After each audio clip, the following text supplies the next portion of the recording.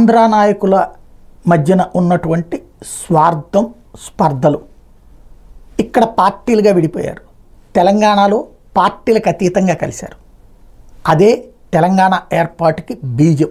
అది పడినటువంటి తేదీ ఈవేళ డిసెంబర్ 9, 2014 అందరి కళ్ళెదురుగుండా జరిగింది. రాత్రి పూట్ల జరిగినటువంటి ప్రకటన తెల్లారేటప్పటికి బాంబర్డైంది.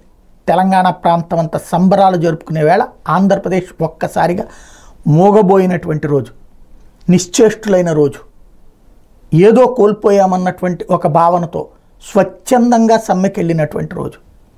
ఆ సమ్మె ఇంపాక్ట్ 23వ తారీఖున అబేయన్స్లో పెట్టినటువంటి రోజు. కానీ ఆ తర్వాత ఆంధ్రులు విడిపోయినే ఉన్నారు. తెలంగాణ వాళ్ళని కలుపుకెళ్లే ప్రయత్నం చేయలేదు. తెలంగాణ వాళ్ళు సంఘటితంగా ఆంధ్ర నాయకులు మాకు వద్దన్నటువంటి పోరాటం.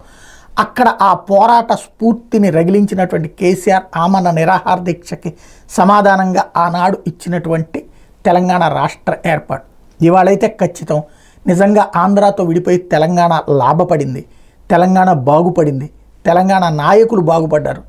సరే, దాంట్లో లంచాలు, అవినీతి ఇవన్నీ ఎప్పుడూ ఉండేటటువంటి. బట్ ఈ తరహా దరిద్రపు రాజకీయాలలో ఒక 30% అక్కడ కూడా ఉంది.